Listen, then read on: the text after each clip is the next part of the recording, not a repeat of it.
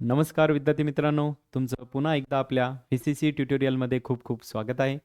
या लेक्चरमध्ये आपल्याला गणित भाग 2चा एक नवीन चॅप्टर बघायचा आहे, जो की शेवटचा आहे, चॅप्टर क्रमांक 7 आणि ज्याचं नाव आहे महत्त्वमापन. जसं याचं नाव आहे महत्त्व, तसं या चॅप्टरला महत्त्व पण फार आहे, लक्षात ठेवा. ठीक आहे. आणि मापन म्हणजे काय, तुम्हाला मोजायच्या आहेत गोष्टी वेगवेगळ्या. जसं की तुम्हाला काय करायचं आहे, एक कोन दिला असेल, वृत्तचित्ती दिली असेल, ठीक आहे, शंकू दिला असेल किंवा अजून काही वेगवेगळे प्रकार दिले असतील, सर्कल, वर्तुळ, तर त्यांचे आपल्याला काय करायचे, घनफळ वगैरे काढायचे, क्षेत्रफळ काढायचे, या सगळ्यांचा आपल्याला अभ्यास करायचा आहे. ठीक आहे. सो चला आता आपण जाऊया आपल्या चॅप्टरकडे, ज्याचं नाव आहे महत्त्वमापन आणि चॅप्टर क्रमांक 7 गणित भाग 2चा. क्लिअर आहे? ओके. तत्पूर्वी कुणी आपल्या चॅनलला सबस्क्राईब केलं नसेल तर सबस्क्राईब करून घ्या, म्हणजे येणारे व्हिडिओज नोटिफिकेशन्स तुम्हाला कंटिन्यू येत राहतील. आता बघा, या चॅप्टरमध्ये ॲक्च्युली ही जी डायग्राम आहे, त्याचे हे सूत्र जे दिलेले आहेत आपल्याला, हे सगळे आपण ऑलरेडी कुठं बघितलेले आहेत बरं? तर हे इयत्ता तुम्ही कुठं बघितले? 9वी मध्ये बघितले. ओके. आता आपल्याला काय करायचं आहे, फक्त याचा जो सराव संच 7.1 आहे, त्याच्यामध्ये याचा वापर करून तुम्हाला काय करायचं आहे, त्याचे गणित जे आहेत ते आपल्याला उदाहरणं दिलेले आहेत, ते आपल्याला काय करायचे आहेत, सोडवायचे आहेत. ओके. सो पहिल्यांदा काय दिले बघा, इष्टिका चित्ती 9वीला तुम्ही बघितलं असेल, त्याचे सूत्र दिलेत. इष्टिका चित्तीचे घनफळ दिले, एकूण पृष्ठफळ दिले, ठीक आहे, उभ्या पृष्ठांचे पृष्ठफळ वगैरे दिले. त्याच्यानंतर घन दिले, त्याचं चित्र माहिती आहे आपल्याला, त्याचं पण तुम्हाला पृष्ठफळ, घनाचे घनफळ वगैरे दिले. त्याच्यानंतर वृत्तचित्ती दिली, त्याचं पण आपल्याला काय दिलंय, वक्र पृष्ठफळ वगैरे दिलंय, घनफळ वगैरे दिलंय, ज्याला आपण सिलेंडर म्हणतो. त्याच्यानंतर कोण आहे बरं, शंकू, ज्याला इंग्लिशमध्ये आपण कोन म्हणतो. तर ते सगळे त्याचे पण दिले आपल्याला, वक्र पृष्ठफळ, एकूण पृष्ठफळ, त्याचं घनफळ वगैरे लक्षात येते. त्याच्यानंतर कोण दिले बरं, तर त्याच्यानंतर दिले बघा आपल्याला गोलाचं पण आपल्याला सूत्र दिलेले बघा, गोलाचे पृष्ठफळ, गोलाचे घनफळ. ठीक आहे. त्याच्यानंतर कोण दिले बरं, त्याला इंग्लिशमध्ये स्पेअर म्हणतो. त्याच्यानंतर अर्धगोल. आता अर्धगोलाचे 2 प्रकार असतील, एक काय बरं, एक तर तो भरलेला असेल, एक किंवा काय असेल, अर्धा रिकामा. जर रिकामा असेल तर अर्धगोलाचे वक्र पृष्ठफळ असेल, आणि भरीव अर्धगोल असेल तर त्याचे पृष्ठफळ 3πr वर्ग येईल. लक्षात येते. लक्षात ठेवा, एक गोल कसा असेल, कापल्यानंतर एक रिकामा असेल आणि एक भरीव असेल, तर त्या दोघांचे पण पृष्ठफळ काढता येतात आपल्याला. आणि अर्धगोलाचे घनफळ, त्याचे पण आपल्याला घनफळ काय करता येतील, काढता येतील. सो हे 6 सूत्र तुम्हाला लक्षात ठेवायचे. या 6 सूत्रावरून सराव संच 7.1 तुम्हाला सुटणार आहे. 7.2, 7.3, 7.4 साठी सूत्र वेगवेगळे लागणार आहेत. तिथं सूत्र तुम्हाला सगळे डिफरंट यूज करायचे. पण लक्षात ठेवा, हा चॅप्टर फार महत्त्वाचा आहे. इयत्ता 10वीला सुद्धा आहे तुम्हाला, 11वीला फिजिक्समध्ये, मॅथमध्ये तुम्हाला वापरायचा आहे आणि 12वीला सुद्धा वापरायचा आहे. प्लस जर कुणी सायन्स घेत नसेल 11वी-12वीला, तुम्हाला कुठल्या कॉम्पिटेटिव्हच्या स्पर्धा परीक्षा द्यायच्या असतील, तर तिथं सुद्धा तुम्हाला क्षेत्रफळ, घनफळ वगैरे काढावं लागतं. तिथं सुद्धा तुम्हाला हे सूत्र काय करावे लागतात, पाठ करावे लागतात. ठीक आहे. सो या चॅप्टरला जसं मी म्हणलं, त्याच्या चॅप्टरचं नाव आहे महत्त्वमापन, तसं याला फार महत्त्व आहे, ही गोष्ट लक्षात ठेवा. ठीक आहे. चला मग जाऊया आता आपण सराव संच आपल्या 7.1 कडे. आणि दुसरी गोष्ट लक्षात ठेवा, हेच तुम्हाला सूत्र जे आहेत आता दिलेले, आपण ते 9वीला झालेले आहेत, त्याच्यामुळे आपण जास्त डिटेलमध्ये जाणार नाहीये. त्याच्या पुढच्या याला आपण थोडं डिटेलमध्ये जाऊ. आणि असंही तुमचं फार सगळ्यांचा प्रश्न असतो प्रत्येक वेळेस कमेंटमध्ये, की सर थोडं सिलेबस लवकर फास्ट शिकवा. ठीक आहे. तर मग जर डिटेलमध्ये जायचं नसेल तर मग लवकर होईल, डिटेलमध्ये जायचं असेल तर सिलेबसला आपल्या वेळ लागेल. सो तत्पूर्वी फक्त मी तुम्हाला तो चार्ट दाखवला आहे, त्याच्यामध्ये काय काय सूत्र आहेत, काय काय नाही. आता इथं लक्षात ठेवा, त्रिज्या म्हणलं की स्मॉल आर वापरायचं. लक्षात ठेवा, काय वापरायचं, त्रिज्या म्हणलं की स्मॉल आर वापरायचं. ओके. त्याच्यानंतर जर तुम्हाला उंची म्हणलं तर काय वापरायचं बरं, त्रिज्या म्हणलं तर स्मॉल आर वापरायचं, उंची म्हणलं तर काय वापरायचं बरं, स्मॉल एच वापरायचं. हे 2 लक्षात ठेवा नाव, स्मॉल आर आणि एच. लक्षात येतं. लांबी म्हणलं तर स्मॉल एल वापरायचं. लक्षात येते. ठीक आहे. आता ते जे सूत्र 6 बघितले आपण, त्याचाच वापर करून सराव संच 7.1 सोडवायचा आहे. तर आपण एक प्रश्न बघूया. त्याचे वाटल्यास परत मी तुम्हाला, त्यांनी जे प्रश्न विचारलाय त्याचं सूत्र काय, ते कोणतं वापरायचं, परत पाठीमागे तुम्हाला मी घेऊन जातो. ते तुम्हाला मी डायग्राम दाखवतो, त्याच्यावरून तुम्हाला कळेल की सूत्र कोणतं वापरायचं आहे. लक्षात येते. ठीक आहे. मग आता बघा, पहिला प्रश्न काय सांगितला बघा, की एका शंकूच्या तळाची त्रिज्या. आता आपल्याला कोण दिले बरं, शंकू दिलाय. त्याचं काय सांगितलं बरं, तळाची त्रिज्या. पुढे काय सांगितलं, 1.5 सेंटीमीटर आहे, बरोबर आहे. आता त्याची त्रिज्या किती दिली बरं, त्याची त्रिज्या दिली आपल्याला 1.5 सेंटीमीटर. आणि याला कशाने दर्शवा म्हटलं मी, स्मॉल आरनी. त्याच्यानंतर काय दिले बरं, त्याची लंब उंची दिली आपल्याला. लंब उंची म्हणजे काय, उंची म्हणजे एच, बरोबर आहे. ते किती दिले बरं आपल्याला, 5 सेंटीमीटर दिले. पुढे काय दिले बरं, तर त्या शंकूचे घनफळ काढा. कुणाचे घनफळ काढायचे बरं, शंकूचे. तर लक्षात ठेवा, शंकू म्हणजे इंग्लिशमध्ये त्याला म्हणतात कोन, मराठीमध्ये म्हणतात त्याला शंकू. आता शंकूचे घनफळ काढायचे तर इथं सूत्र आहे बघा, 1/3 पाय आर वर्ग, बरोबर आहे, गुणिले एच. तर ते सूत्र वापरायचं आपल्याला. लक्षात ठेवा 1/3, ठीक आहे, काय बघा सूत्र, 1/3 पाय आर वर्ग गुणिले एच, हे सूत्र लक्षात ठेवायचंय. ठीक आहे, काय काढण्यासाठी, जर तुम्हाला शंकूचे घनफळ काढायचे तर, आणि घनफळला लक्षात ठेवा व्हीनी दर्शवलं जातं. घनफळला कशाने दर्शवलं जातं, व्हीनी. ठीक आहे, आता याच्यात किमती ठेवूया बघा.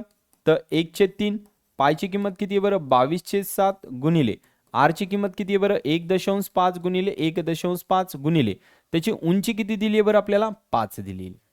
लक्षात येते. आता याला जर सोडवलं तर किती येईल बरं, इथे येईल 22/7 गुणिले, आता बघा 3नी जर याला भाग दिला तर भाग जाणार नाही, सो 0.3 15 गुणिले 1.5 गुणिले 5 एवढे यायला पाहिजे. चेक करा. अजून याला जर सोडवलं तर काय येईल बरं, हे 22/7 मी काय केलं का आलं का, या 3नी या 1.5 ला भाग दिला, बघा भाग जाईल, बरोबर आहे. सो 0.5 येईल. 5नी या 5 ला गुणलं तर 5 किती होतील, 25, म्हणजे 2.5 गुणिले 1 काय येईल, 5 येईल. लक्षात येते. हा, आता तुम्हाला काय करायचं बघा, आता यांचा परत गुणाकार करायचा. जर तुम्हाला इथं भाग जात असेल तर तुम्ही भाग द्या, भाग जात नसेल तर यांचा गुणाकार करून मग 7नी त्याला भाग द्या. ओके, सो इथे किती येईल बघा, 22 गुणिले, आता 2.5 ला 1.5 नी गुणायचंय. आता बऱ्याच जणांना गुणाकार येत नाही तर तुम्ही काय करा, असा गुणाकार करू शकता, 25 आणि हे 1.5. ठीक आहे, तर अगोदर 5चा गुणाकार द्या. जर येत असेल तर खूपच चांगली गोष्ट आहे, येत नसेल तर काय करा, हे पॉईंटचा विचार करू नका, दशांशचा विचार करू नका, पहिल्यांदा गुणाकार करा आणि मग 2 पॉईंट काय करा, पाठीमागे शिफ्ट करा. मग आता बघा 5नी गुणलं तर 5 25 होतील, बरोबर आहे. हातच्या आले 2, 5 2 10 आणि 2 किती होतील बरं, 12. अधिकचं चिन्ह द्या, परत इथं 5, 1 गुणिले 5 आणि इथं 2, सो किती येईल बरं, 5 2 आणि 5 किती होतील बघा, इथं 7 आणि 2 आणि किती होतील 3. 2 संख्येनंतर पॉईंट द्यायचा, म्हणजे किती यायला पाहिजे बरं, 3.75 उत्तर यायला पाहिजे. चेक करा. 5 5 25, 5 हातच्या आले 2, 5 2 10 2 12, 1 5 आणि 2. ठीक आहे, आता याला भागिले किती बघा, खाली 7 आहे. ठीक आहे, आता याला काय करायचं, अजून याला तुम्हाला अजून भाग द्यायचा. जर भाग जात असेल तर चांगली गोष्ट आहे, नसेल तुम्हाला येत तर तुम्ही डायरेक्टली समजा 22 गुणिले 3.75 करा आणि मग 7नी भाग द्या, तसं पण चालतं. म्हणजे याला कितीने गुणायचं बरं, अजून याला गुणायचं बघा 22नी 3.75 ला. मग बघा 2नी गुणलं तर 2 पंचे 10, हाचाला 1 2 7 14 आणि किती होतील बरं, 15, हाचाला 1 2 3 6 आणि 1 7. परत याने गुणा बघा, अधिक 2 पंचे 10 शीला 0, बरोबर आहे. हाचाला 1 2 7 14 आणि 1 15, हाचाला 1 2 3 6 आणि 1 7. मग यांची बेरीज केली तर इथे येईल 0 5 आणि इथं किती येईल बरं, 7 आणि 5 12, हाचाला 1 म्हणजे किती येईल बरं, 8 2 5 0 आणि 2 संख्येनंतर दशांश द्यायचा आहे, म्हणजे किती यायला पाहिजे बरं, 82.50 भागिले 7. आता बघा तुमच्या पुस्तकामध्ये उत्तर थोडंसं वेगळं पण असू शकतं का, कारण की जर ते कॅल्क्युलेटरवर केलं असेल तर ते थोडेसे पुढचे पण पॉईंट घेतात, आपण पुढचे पॉईंट घेत नाही. लक्षात ठेवा. भाग द्या. आता बघा याला भाग जर दिला तर 7 1 7 होईल, बरोबर आहे. इथं जर भाग दिला तर 7 1 7 होईल, किती उरेल 1, इकडे गेले तर 12 झाले, परत 7 1 7, बरोबर आहे. त्याच्यानंतर किती होतील बरं, इथं एक 7 1 7 एक उरला, इकडे गेले 12 झाले, परत 7 1 7, बरोबर आहे. 7 आणि किती 12 बरं, 5 12, बरोबर आहे. म्हणजे किती उरतील 5 55 होतील आणि 7 5 25, 7 6 42, 7 8 56, 7 6 42, सो 11.6च्या जवळपास काहीतरी उत्तर यायला पाहिजे. म्हणजे त्याचं जे घनफळ आहे ते 11.6, त्याच्या पुढं काहीतरी उत्तर यायला पाहिजे. मे बी ते तुमचं 6 7 वगैरे काहीतरी पुढं असेल. ठीक आहे, सो तुम्ही ते डिवाइड करू शकता, नाही ते इथपर्यंत लिहिलं तरी पण तुमचं आन्सर कन्सिडर केलं जाईल. लक्षात येतं. काय करायचं, 7नी याला भाग द्यायचा अगोदर, 7 1 7 उरले 1, 12 झाले, परत 7 1 7 5 उरले, बरोबर आहे. सो भाग जात नाही म्हणून पॉईंट द्या, 55 झाले, बरोबर आहे. आणि 7नी परत त्याला भाग द्या, 7 6 42, बरोबर आहे. 7 8 पुढचं येईल तुम्हाला, बरोबर आहे की नाही. आता त्याला बघा एकदा. ओके, 7 7 49, सॉरी 7 6 42 झाले, इथं 7 7 49 येईल इथं. सो 11.7 यायला पाहिजे, याच्या जवळपास काहीतरी यायला पाहिजे. चेक करा. 7 7 49 होतात ना, 7 8 56, 7 7 49 होतात. ठीक आहे, सो एकदा चेक करा, 11.7च्या जवळपास काहीतरी त्याचं उत्तर यायला पाहिजे. क्लिअर आहे कसं सॉल्व्ह केलं? सो तुम्ही असे गुणाकार करू शकता आणि त्याला सॉल्व्ह करू शकता. थोडंसं कॅल्क्युलेशन्स पार्ट आहे याच्यामध्ये, ते आपल्याला कळालं एकदा तर मग काही प्रॉब्लेम येणार नाही. चला आता पुढच्या प्रश्नाकडे जाऊया. कुणाच्या बरं की एक 6 सेंटीमीटर व्यास असलेल्या गोलाचे घनफळ काढा. आपल्याला 6 सेंटीमीटर असलेला व्यास, आता बघा 6 सेंटीमीटर असलेला व्यास आणि कुणाचे घनफळ काढायचे बरं? गोलाचे. आता गोलाचे घनफळ काढायचं सूत्र काय बरं? 4/3 पाय आर क्यूब. काय बघा 4/3 पाय आर क्यूब, बरोबर आहे. सो मी इथे लिहितो बघा 4/3 पाय आर क्यूब. बघा इथे तुम्हाला सूत्र दिलेले, हे सूत्र लक्षात ठेवायचे. 4/3 पाय आर क्यूब. गोल म्हणलं तर गोलाचं सूत्र वापरायचं. मी तुम्हाला त्याच्यामुळेच हे दाखवते परत परत, अदरवाईज आपण डायरेक्ट पण लिहू शकतो. लक्षात येते. सो आपल्याला सांगितलं की 6 सेंटीमीटर व्यास असलेल्या गोलाचे घनफळ काढा. आता बघा सूत्र तर आपल्याकडे काय घनफळ काढायचं 4/3 पाय आर क्यूब, पण गोलाचे आपल्याला काय दिले बरं? व्यास दिली. आता लक्षात ठेवा व्यास जी असते, ठीक आहे, ही त्रिज्येच्या कशी असते बरं? डबल असते. ठीक आहे, आणि त्रिज्या ही व्यासाच्या कशी असते बरं? अर्धी असते. मग आता आपल्याला त्रिज्या जी आहे ती व्यासाच्या अर्धी आहे, तर आपल्याला का बरं लागते हे असं? ठीक आहे, म्हणजे जर तुम्ही या व्यासाला 2 भाग दिला, ठीक आहे, तर तुम्हाला कोण भेटत असते बरं? त्रिज्या. आता आपल्याला व्यास नाही दिला ना सूत्रामध्ये, सूत्रामध्ये कोण दिले? आर, आणि आर म्हणजे कोण सांगितलं आपण? त्रिज्या सांगितलेली, बरोबर आहे. याचा अर्थ तुम्हाला व्यास किती दिलाय बरं? व्यास दिलाय 6 सेंटीमीटर, म्हणजे त्याची त्रिज्या किती असायला पाहिजे बरं?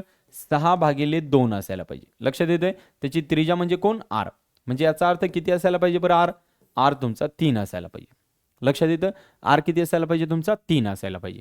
आता इथं फक्त किमती ठेवा. काय येईल बरं? 4/3 गुणिले 22/7, किंवा तुम्ही पाय तसंच ठेवा. आता तुम्हाला उत्तर कसं आहे त्याच्यानुसार, ठीक आहे. पाय गुणिले आरचा क्यूब आहे, म्हणजे याचा अर्थ काय बरं? त्रिज्येचा क्यूब आहे, म्हणजे त्रिज्येचा क्यूब म्हणजे काय? 3 गुणिले 3 गुणिले 3. तर 1 3 या 3 सोबत कट करा, बरोबर आहे. 3 त्रिक 9, बरोबर आहे, किंवा 4 त्रिक 12 आणि 12 त्रिक किती होतात? 36. सो 36 पाय यायला पाहिजे. चेक करा. आता कधी कधी या पायच्या जागी काय दिलेलं असेल बरं? कधी कधी पायच्या जागी तुम्हाला अशी पण उत्तर असू शकतं 22/7 और 36 गुणिले किती असेल? 3.14. या दोन्हीपैकी एक असेल, यांचा गुणाकार करा, तुम्हाला ते उत्तर भेटून जाईल. काय सांगितलं का आलं? सो बघा एवढं तुमचा आन्सर यायला पाहिजे. लक्षात येतंय? सो तुमचा आन्सर यायला पाहिजे 36 पाय. एकदा मी चेक करतो तुम्हाला किती दिलेले आहे त्यांनी. 36 पायच्या भाषेत दिलं का? यांच्या जर दिलं असेल तर मग आपण पुढे गुणाकार करूया. ओके, ठीक आहे. एकदा मी चेक करून घेतो. हां, तर त्याचं त्यांनी उत्तर दिलेलं आहे नंबरमध्ये. ठीक आहे, सो त्यांनी गुणलं त्याला. सो 36 गुणिले 3.14 करा. आय थिंक मला वाटतं त्याचं उत्तर तुम्हाला जर गुणाकार केला तर 113 काहीतरी यायला पाहिजे. चेक करा तुम्ही, याचं उत्तर किती यायला पाहिजे? 113 समथिंग यायला पाहिजे. तुम्हाला गुणाकार करायचं तर परत करा. 3.14 गुणिले 36. ठीक आहे, सो पुढे काहीतरी तुमचं पॉईंटमध्ये उत्तर येईल, पण इकडे किती यायला पाहिजे? 113 वगैरे. ठीक आहे, वाटल्यास करायचं असेल तर करा. साइन चौक किती होतील बघा? 24, 4 2, 6 1 6, 6 आणि 2 किती होतील? 8. साइन 3 किती होतील बरं? 18. 3 चौक किती होईल बरं इथं? 12, 1 3 1 3 आणि 3 आणि 1 4, परत 3 2 6. सो हे 4 तसेच. 8 आणि 2 10 0, 1 8 आणि 4 12 आणि 1 13, परत 1 6 आणि 1 7 आणि 1 8. ठीक आहे, सो चेक करा. 2 किती चेक करा एकदा, बरोबर आहे का? साइन चौक 24 4. ठीक आहे, 4 2, 6 1 6 2 8, परत साइन 3 18, परत 4 3 12 2, 1, बरोबर आहे. 3 1 3, 3 आणि 4, परत 3 3 9. ओके, इथं 9 यायला पाहिजे. बघा हे छोटेसे सिली मिस्टेक होतात, सो प्रॉब्लेम येतो मग. आता चेक करा. 4 8 आणि 2 10 0, 1 8 आणि 4 12 आणि 1 13 3, 1 9 1 10 आणि 1 11. ठीक आहे, सो इथे 11 यायला पाहिजे. याचा आणि किती दशांश नंतर पॉईंट द्यायचा आहे? 2 संख्येनंतर पॉईंट द्यायचा आहे, बरोबर आहे. सो 113 पॉईंट किती यायला पाहिजे? 04 यायला पाहिजे. तर तुम्ही 113 जरी लिहिलं तरी तुमचं अप्रॉक्सिमेट आन्सर तेवढं येतं, काही प्रॉब्लेम नाही आहे. लक्षात येते? सो तिथपर्यंत लिहिलं तरी पण काही प्रॉब्लेम नाही.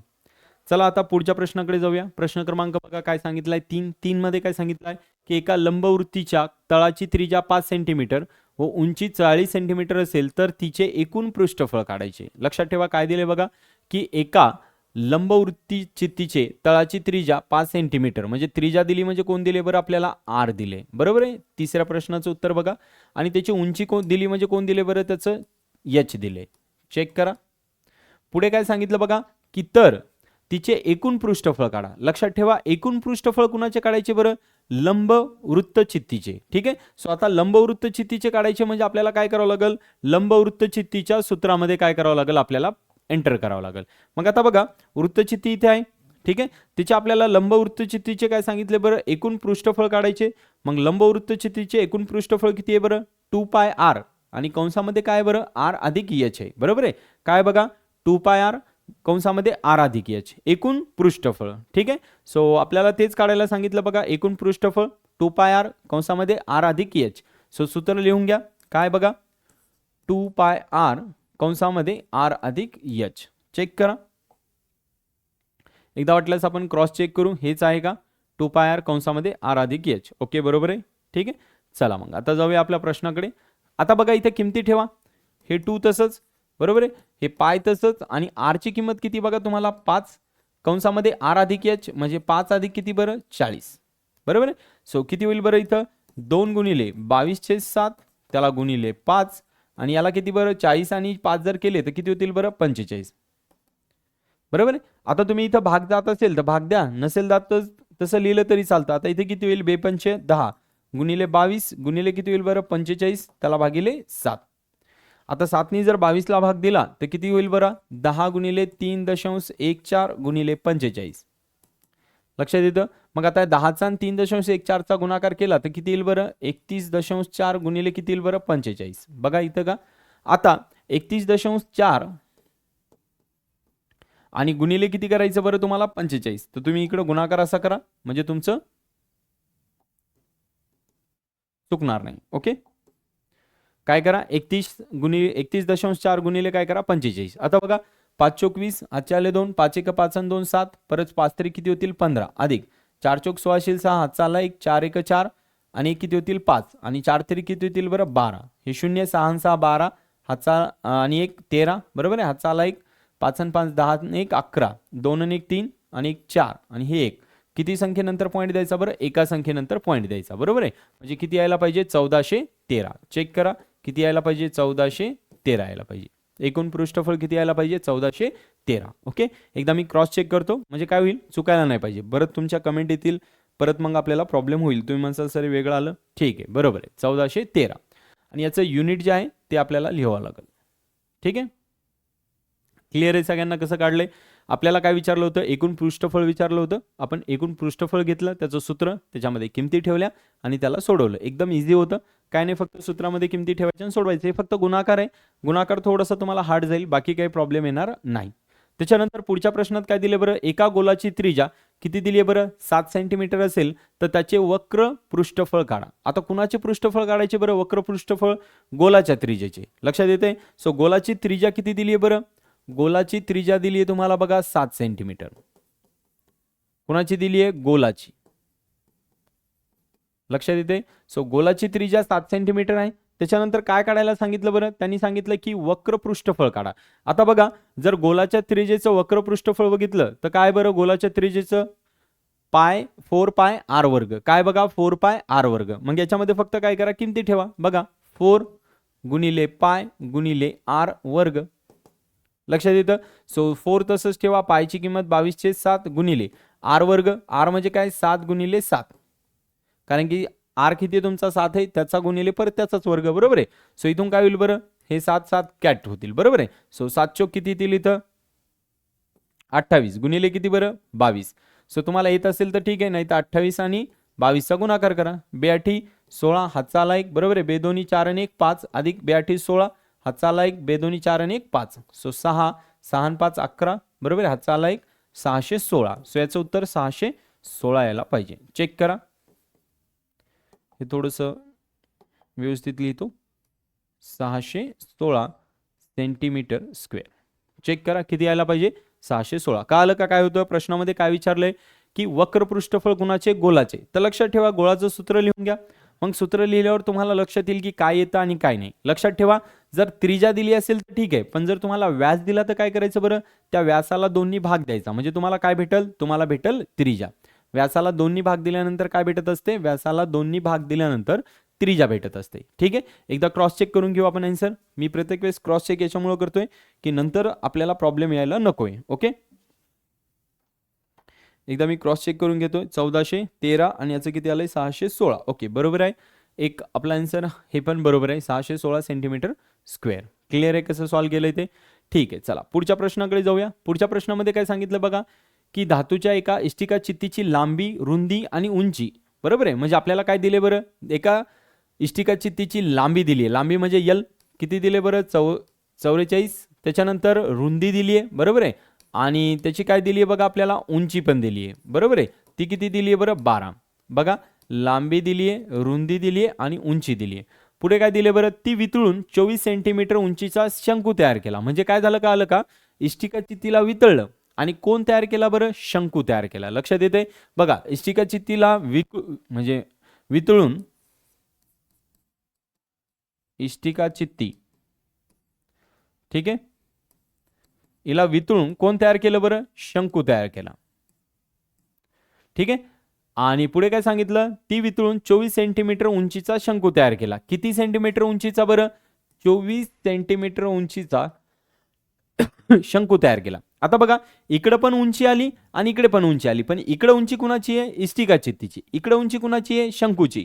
तर दोघांच्या उंची कशा असतील बरं, वेगवेगळ्या. सो एकाला काय म्हणा h1, एकाला म्हणा h2.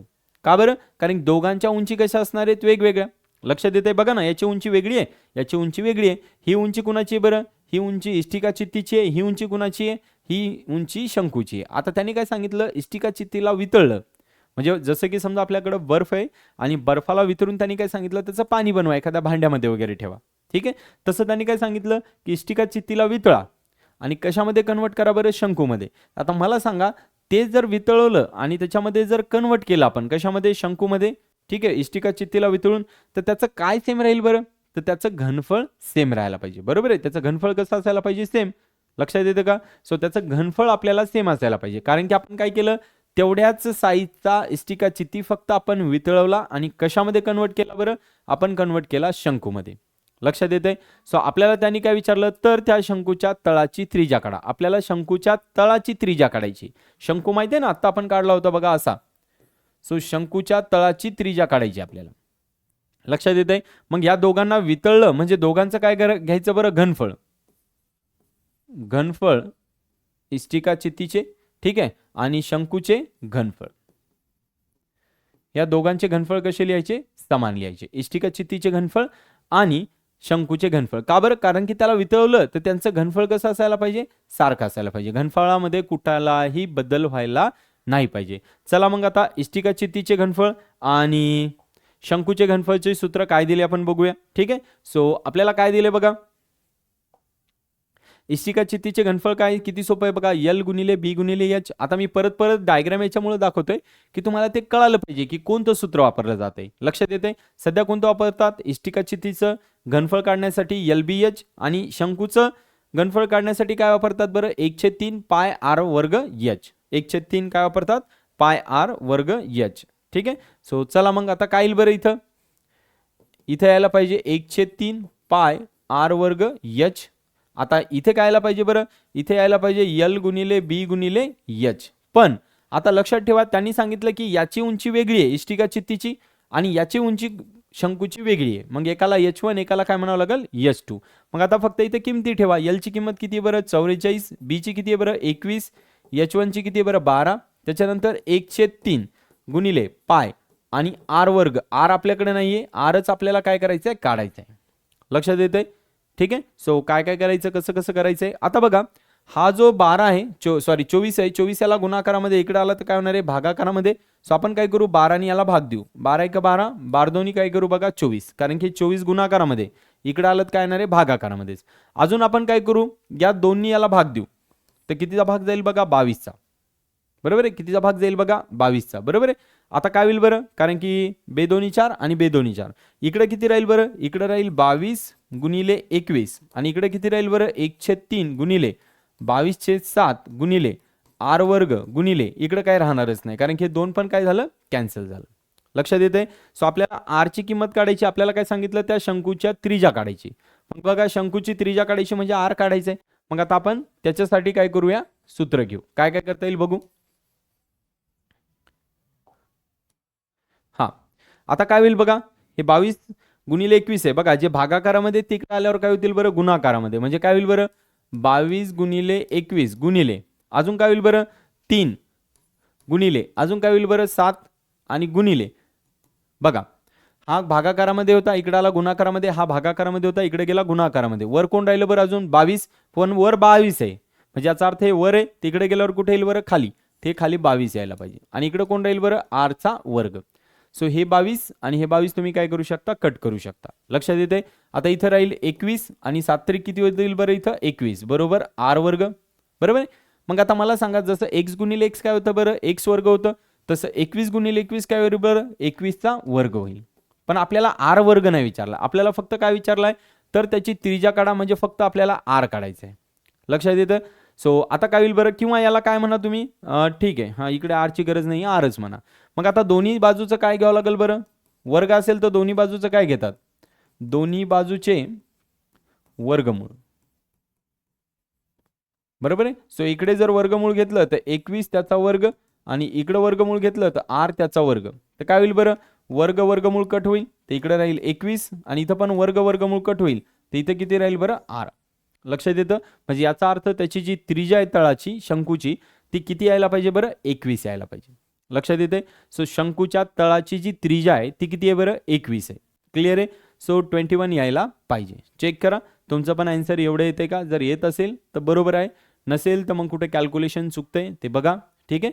मी एकदा क्रॉस चेक करतो, याचं पण आन्सर क्रॉस चेक याच्यामुळे करावं लागते आपल्याला, लक्षात ठेवा. कारण की एक जरी पॉईंट डिफ्लेक्शन झाला की लगेच तुमच्या कमेंट येतात, लगेच तो म्हणता सर हे वेगळं आहे ते वेगळं आहे. त्याच्यामुळे काय पॉईंटसुद्धा आपल्याला व्यवस्थित बघावे लागतील. क्लिअर आहे.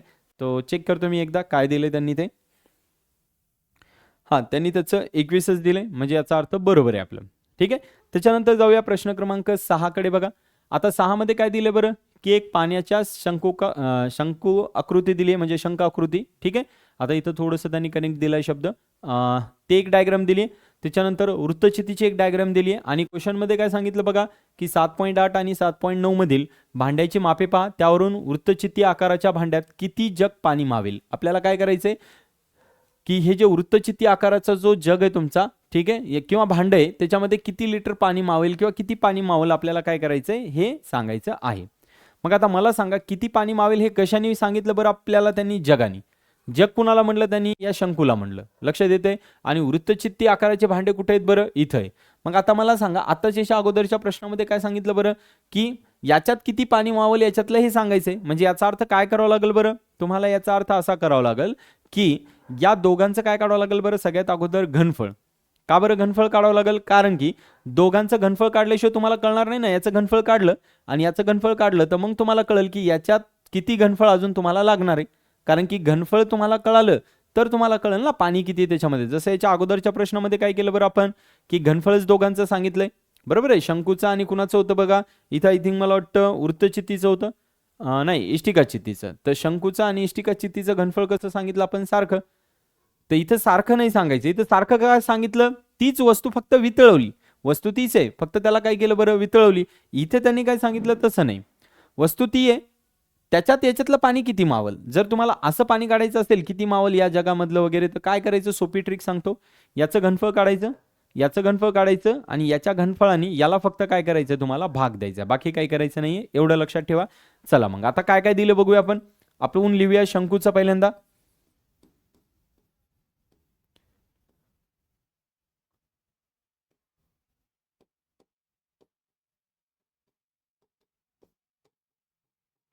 शंकू आकृती जग, याच्यात काय काय दिले बरं, याची तुम्हाला काय दिली बरं, हाईट दिली आहे, किती दिली बरं, 10 सेंटीमीटर. त्याच्यानंतर याची रेडियस दिली, किती दिली आहे बरं, 3.5. आता इकडे कोण दिले बरं, इकडे दिले वृत्तचिती.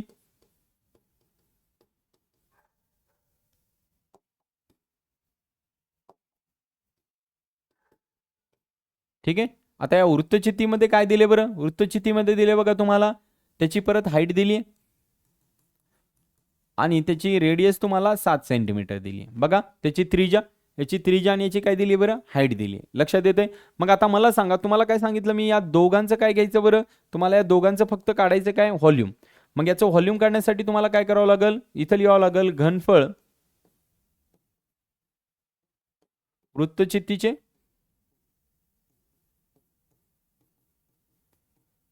त्याला भागिले घनफळ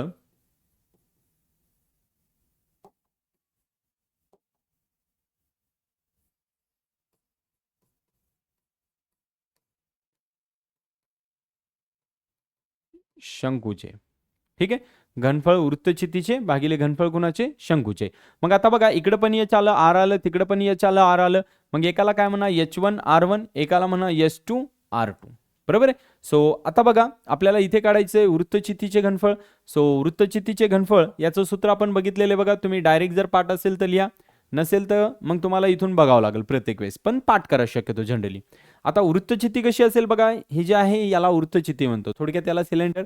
सो याचं तुम्हाला काय करायचं, सूत्र घ्यायचंय घनफळचं. याचं सूत्र काय असतं बरं, सगळ्यांना माहिती आहे काय, पाय आर वर्ग एच. बघा याचं सूत्र काय, पाय आर वर्ग एच आहे. ओके, आणि याचं सूत्र काय बघा, कुणाचं, शंकूचं 1/3 पाय आर वर्ग एच. याचं काय बघा, फक्त पाय आर वर्ग एच आहे, आणि याचं 1/3 पाय आर वर्ग एच आहे. लक्षात येते दोघांचं सूत्र.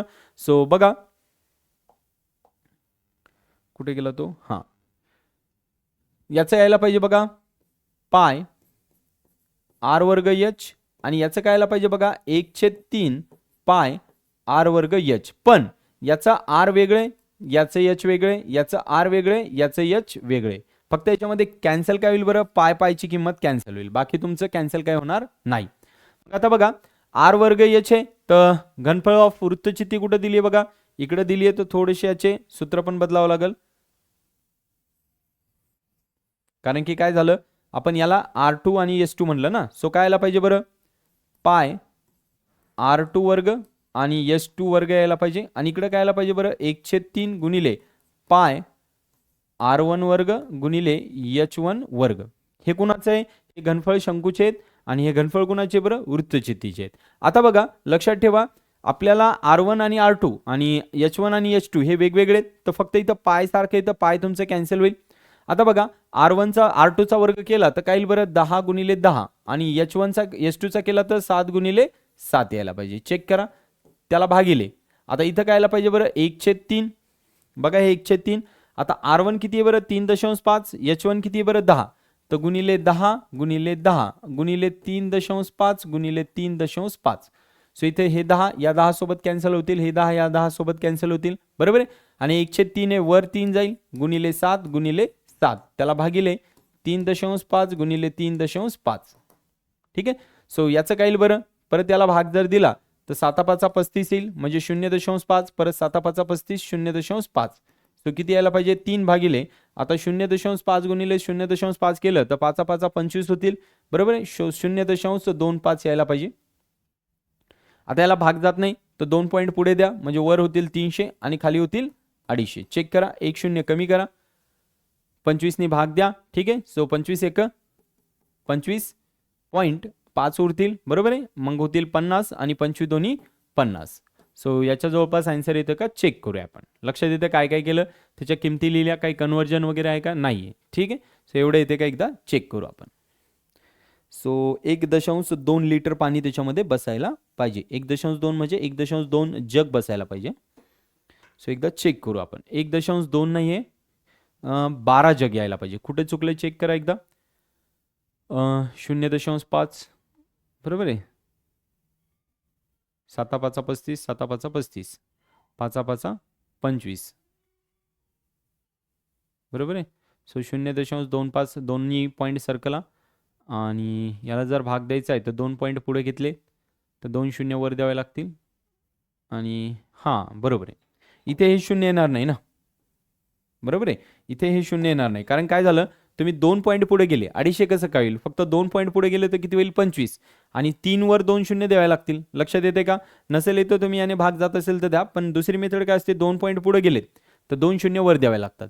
मग खाली 2 पॉईंट पुढे गेलो म्हणजे 25 होईल, 250 नाही होणार. 250 कधी होईल, 3 पॉईंट गेल्यावर 2 पॉईंट गेलं तर काय होईल, फक्त 2 शून्य पुढे जावं लागेल.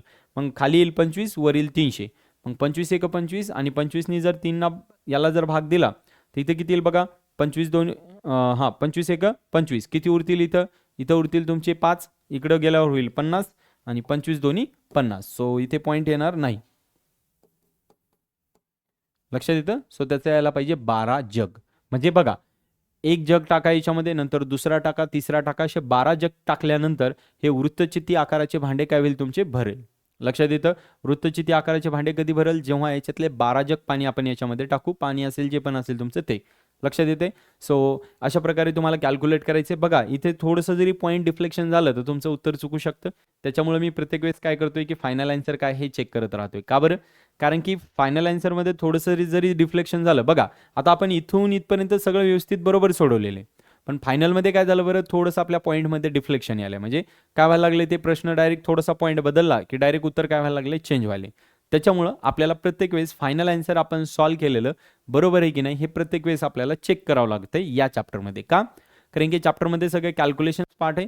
सो प्रत्येक वेळेस आपल्याला चेक करावं लागेल की आपण सॉल्व्ह केलेलं बरोबर आहे का, आणि तुमच्या पुस्तकामध्ये जे उत्तर दिले पाठीमागे लास्टला ते बरोबर आहे का. जर दोन्ही मॅच केले तर याचा अर्थ बरोबर आहे, नाही तर मग आपल्याला बघत राहावं लागते की कुठं चुकते. जसं इथं चुकत होतं, 1.2 आलं, पुस्तकामध्ये तुमच्या पाठीमागे 12 दिले, तर मग आपण काय केलं बरं, याला 12 आणण्याचा प्रयत्न केला. क्लिअर आहे. सो अशा प्रकारे तुम्हाला हा क्वेश्चन सोडवायचा होता. त्याच्यानंतर प्रश्न क्रमांक पुढे 7 आहे बघा. ठीक आहे. त्याच्यानंतर 8 9 10 वगैरे आहेत, तर हे आपण नेक्स्ट लेक्चरमध्ये घेऊया. कुठे जर तुम्हाला पॉईंटमध्ये काही थोडंसं कॅल्क्युलेशनमध्ये डिफ्लेक्शन असेल, काही प्रॉब्लेम असेल, तर तुम्ही ते थोडंसं करेक्शन करून घ्या. कारण की थोडंसं मराठीमध्ये आणि इंग्लिशमध्ये शिकवायला थोडासा प्रॉब्लेम होतोय. ठीक आहे, कॅल्क्युलेशन्स करायला थोडेसे म्हणजे ॲक्च्युली इंग्लिशमधून मराठी, मराठीमधून इंग्लिशमध्ये शिकवायचं म्हणजे थोडंसं कन्फ्युजन होतं. सो बाकी काही नाही आहे, बाकी तुम्हाला कुठला इश्यू येणार नाही आहे. काही डाऊट वगैरे असतील तर तुम्ही बिंदासपणे सांगा. आणि पुढचे जे क्वेश्चन्स आहेत आपले या चॅप्टरचे, तर या सरावांचे, तर पुढच्या आपण लेक्चरमध्ये घेऊ. कारण की लेक्चर परत आपलं मोठंच होईल आणि थोडीशी तब्येत ठीक नसल्यामुळे लेक्चर पण तुमचं आज थोडंसंच घेतलं मी. नेक्स्ट लेक्चरमध्ये पूर्ण सराव संच संपवण्याचा आपण प्रयत्न करू. ठीक आहे. सो भेटूया नेक्स्ट लेक्चरमध्ये. बघत राहा आपलं VCC ट्युटोरियल आणि सबस्क्राईब करायला विसरू नका. थँक्यू.